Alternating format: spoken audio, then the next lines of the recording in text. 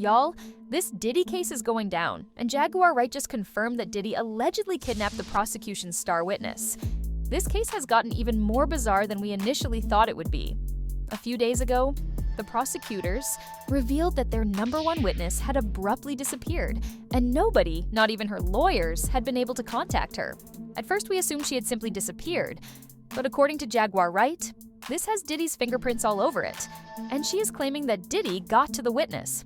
And considering the accusations against Diddy, it's not particularly shocking at this point. However, Jaguar Wright isn't just talking because she also showed up with some receipts, and it appears that she will be instrumental in bringing Diddy down. So, who is this enigmatic witness, and how did Diddy get to her before the feds? Let's break it down so that everyone is aware that Diddy's trial will go down in history as one of the most chaotic legal battles. But we didn't anticipate it would get this out of control so quickly, at least not from the... According to some reports, Michael B. Jordan's name was mentioned on the first day of jury selection as a pool of potential jurors were tested on their knowledge of a list of celebrities who could be jurors. As a result, the trial has been messy since the beginning of time. On the first day of the trial, the jury was also given names of high-profile people like rapper Kid Cudi, Kanye West, Destiny's Child singer Michelle Williams, actors Mike Myers, and Lauren London, and singer Dawn Richard, who previously signed to Combs' Bad Boy Records. Rolling Stone claims that it was mentioned during the 8-week trial. Ventura's lawsuit against Combs, filed in November 2023, mentions their time together. During a lull in Combs' relationship with R&B singer Ventura, started a flirtatious relationship with an actor, who was later identified as Jordan in 2015. When Combs discovered that he had allegedly called the actor and threatened him, we assumed that would be one of the messiest things we could learn about this trial. Imagine how shocked we were to learn that the prosecution's star witness has abruptly disappeared. According to reports, the federal government acknowledged that one of the 4 key witnesses scheduled to testify at the federal trial in New York may not show up to testify. Additionally, reports indicated that just a few weeks ago, Victor 3, as she is named in the indictment against Combs, promised to testify in the criminal trial, which is likely to result in a plea deal that would condemn the Grammy-winning defendant to life in prison if found guilty, preventing his children from having to give her the actual name 3. 3 may give Combs' legal team the means to put the case on hold, at least for the time being, before Judge Aaron Subramanian at around 8:30 a.m. Eastern. The court filings would have explained to the jury and the court exactly how he allegedly exploited her and put into perspective just how bad this is. Without her, the prosecution's case is extremely shaky, which could result in Diddy walking free. Law enforcement sources say they think Victor has gone dark out of fear for her safety, but they would not provide any specifics. According to Jaguar Wright, the defense plans to request a mistrial or a delay in the start of the trial, finalize the jury, and get an update on 3 from the feds. Because she was supposedly abducted by Diddy's thugs to prevent her from testifying at the trial, Victor 3 did not go black. However, it's noteworthy to note that V vanished just a few days after she ultimately consented to testify under her true identity because the fans are speculating about Big's true identity, and there are rumors that it might be Diddy's former sidekick, Gina Hume. This is intriguing because Gina abruptly stopped posting on Instagram, and there have been no posts from her, and we already know that Diddy isn't exactly responsible. However, once her identity was revealed, she abruptly vanished for no apparent reason. Yes, the math isn't math at all, and it's easy to see why Jaguar believes that there might be some foul play involved, treating Gina the best because in an interview with Tasha K, she acknowledged that Diddy was terrible to her and that she had gotten pregnant with his child twice, but he always made her get rid of it. The crazy thing is that, in addition to calling Diddy out, she subtly implied that Young Miami was also involved in the mess. And, to be honest, people have been noticing that for a while now, especially given Miami's recent social media activity. His kids. Wow. Okay. Now, when we spoke the other night, you said that things had gotten so serious that you became pregnant. Not once, but twice, correct? Yes. Okay. When was the first time you became pregnant with Diddy's child? The first time was October 2014. Okay. So this was like, what, a year after No, not a year, but because I met him in February and then I got pregnant in October. Oh, so the same year. The same year. Okay. And you mind telling me what happened with that pregnancy? I told him, and he was like, you're gonna get an abortion, right? And then I was like, I don't know. I don't know yet. And then he offered me $50,000 to get rid of it, but I turned it down because I just loved him, and I was like trying to prove that I wasn't the girl that Was wanted him for money. Okay. I just care about him, and I just wanted him to be nice to me. That's it. I was like, I don't want your money. I just want you to be nice to me. Whether you decide to keep the baby or not. Mm-hmm. So would it be fair to say that he was an asshole about it? I mean, offering somebody $50,000 to abort a baby, whew, he must really want it gone bad. I mean, in the beginning, like the first 3.5 years, he was, like the first 3-4 months, he was really nice, but then after that, he started being an asshole. So like I say, like the first 3.5 years, he was like mean to me. So when you say mean, describe it. He was like always belittling me, and always like he was like mentally, emotionally, and physically abusing me. Diddy. Mm-hmm. It's not the first time we've heard that. Mm-hmm. There was an incident, of course, with Cassie, where reporters are saying that the police were called because they got into an altercation. I think it was like 2 or 3 years ago, if I'm not mistaken. Tell me some of the things that he would say to you. He would always compare me to Cassie and tell me that I'm the bad one and she's the good one. And he was with both of you guys at the same time. Yeah. And Somebody please give this bee some attention. Miami rushed to Twitter to accuse Gina of pursuing influence after Gina shared a picture of Dee kissing her on the cheek. This went against their previous back and forth.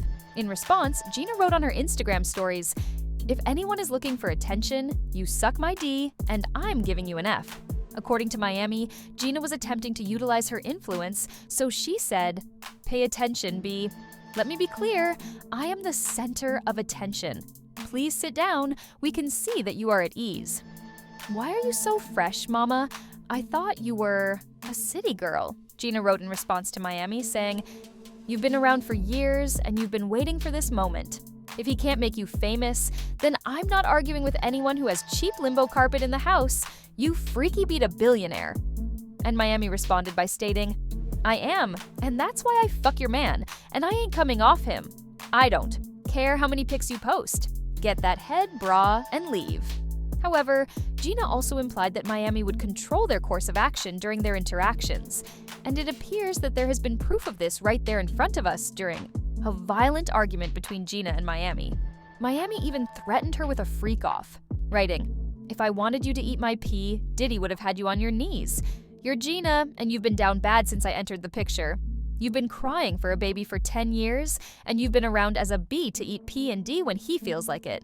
You're an eater, and you're the same person who was crying on Tasha K because you wanted a baby, poor sushi." What's interesting about this is the theory that Gina is victim 3. The new indictment, which was filed against Diddy last year, echoes what the Fed said about Vic in the superseding indictment. It states that Sean Combs, the defendant, engaged in a persistent and pervasive pattern of abuse toward women and other people. This abuse was sometimes verbal, emotional, and physical. And as part of his pattern, Combs coerced women into participating in planned sex acts with him and other times with a male commercial worker. At other times, Combs and others acting under his supervision arranged for women in commercial travel by air to Combs' place. Holmes, among other things, obtained and distributed to the ladies, controlled their careers by using his financial support, threatened to cut it off, and used intimidation to ensure their involvement. They then added more charges. Composing entices women into Combs' orbit, often under the guise of a romantic relationship. Combs and other members and associates of the Combs enterprise used the prestige and power of Combs' position to intimidate, threaten, and coerce them. These tactics included, but were not limited to, 3 females, 1, 2, and 3, participated in commercial acts. In connection with the commercial acts, Combs offered the victim financial compensation, career opportunities, and payment for rent and housing expenses, among other things. However, some of the commercial acts featured male commercial workers, and Combs referred to them as freakouts. These elaborate and produced performances were arranged, directed, and frequently electronically recorded, Combs with the help of other. Before we get into what the feds have to say about all of that, let's clarify that the woman did not want to engage in these activities, but the feds claim that Diddy forced her to do so and then had her accept payment for it. They say this was done so he could deny any wrongdoing, arguing that she was simply receiving compensation for her work. And considering how many people have been quick to criticize D's wild parties online, it's easy to see how this could discredit anyone who tries to speak out against him. The indictment document stated that this occurred in the Southern District of New York and elsewhere from at least or around 2009 to and including in or around 2018. Sean Combs deliberately caused Combs to be recruited, enticed, sheltered, transported, and kept, and he also knowingly solicited, harbored, and transported someone to engage in a commercial act. He also attempted to assist and encouraged and willfully caused one to participate in commercials, knowing and recklessly disregarding the fact that one was participating in commercials as a result of force, fraud, and coercion. Cassie's claims that Diddy forced her to do things she didn't want to do make it easy to understand why more women might have become victims. Speaking of Cassie, the feds claimed that he continued to participate in this activity even after she exposed him in 2023 until the time of his raid and arrest. The document stated, from at least in or about 2021 up to and including in or about Sean Combs in the Southern District of New York and elsewhere, knowingly recruited, enticed, and solicited a person by any means, knowing that threats of force, fraud, and coercion would be used to cause the person to engage in commercial activity. Coles attempted to aid, abet, and willfully cause victim 2 to engage in commercial activity, while knowing and recklessly ignoring the fact that even after all the chaos that occurred, Diddy was still allegedly throwing these freaks off and forcing women to do whatever he wanted. The feds are also working hard to get the court to order Diddy to forfeit assets he gained from what they are calling his alleged criminal empire. And since the majority of his wealth comes from Bad Boy and its related ventures, he may be running out of money sooner than anyone anticipated. Engagement in commercial sex as a result of force, fraud, and coercion. According to the document, Sean Combs will forfeit to the United States as a result of committing the offense claimed in count 1 of his indictment. States any and all interest in securities of claims against and property of contractual rights of any kind that provide a source of influence over the business named and described herein, that the defendant founded, controlled, conducted, and participated in the conduct of any and all property that constitutes and derived from funds obtained directly and indirectly from the said offense, including but not limited to a sum of money in U.S. currency that represents the amount of funds traceable to the commission of said offense. Essentially, any money that you might have made doing this. Pranks. Additionally, they stated that defendants would owe the United States all real and personal property used or intended to be used to commit or facilitate the commission of said offenses, as well as any real and personal property traceable to such property and any real and personal property constituting and derived from proceeds obtained directly or indirectly as a result of said offenses, including but not limited to a sum of money in U.S. currency representing the amount of property involved in said offenses and proceeds traceable to the commission of said offenses. This means that we want all your property, which could have also been accomplished by your antics. However, Diddy's attorneys refuted the accusations at the time, stating that these are not new allegations from new accusers. These are the same individuals, former long-term girlfriends who were involved in consensual relationships. This was their private life, defined by consent, not coercion. Fans assume that he was referring to Gina because of this section since it makes sense and the time frame somewhat corresponds with it. If victim 3 is indeed Gina, Diddy should be aware of where and how to locate her supposedly now. Although Jaguar Wright did not confirm or deny who victim 3 is, she believes Diddy staged something. According to her, it is no coincidence that the disappearance of victim 3 coincides so well with the start of the trial. She believes the federal government should conduct an investigation, and the findings of that investigation may surprise us all. However, do you believe that Diddy is behind, or that she is just playing her old tricks to create drama? If so, please leave your thoughts in the comments section below and then watch the next video.